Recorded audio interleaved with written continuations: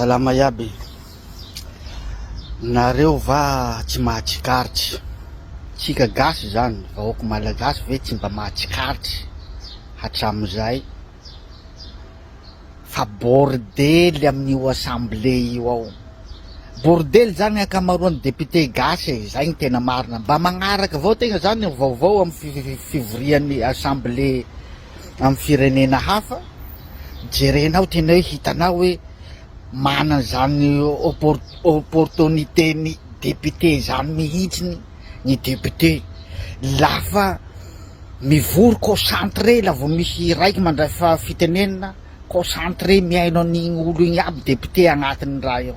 Fa député tsika gasy tena hoe bordely zany. Misy député mandray fitenena, sasany mivezivezy, sasany miresaky, sasany mikoraky, bordely tena aya moa firenentsika ro androso am'izany. Io de fa taratry voalohany, reo ro solon-tenatsika vahoaka zany mitondra ny raha tegna. Zao tsy miteny hoe iabiaby, fa 90% député gasy, bordel, vraiment bordel. Y a plus de respect.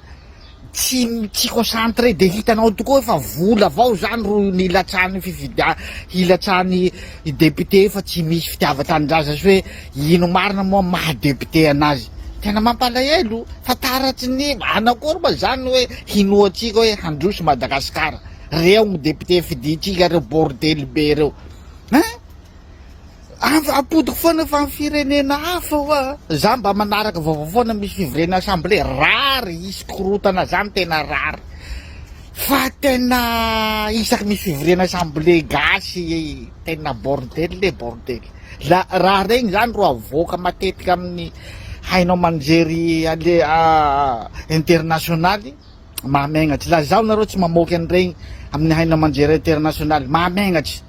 Tena mahamegnatsy mihitsy bordel député gasy bordel.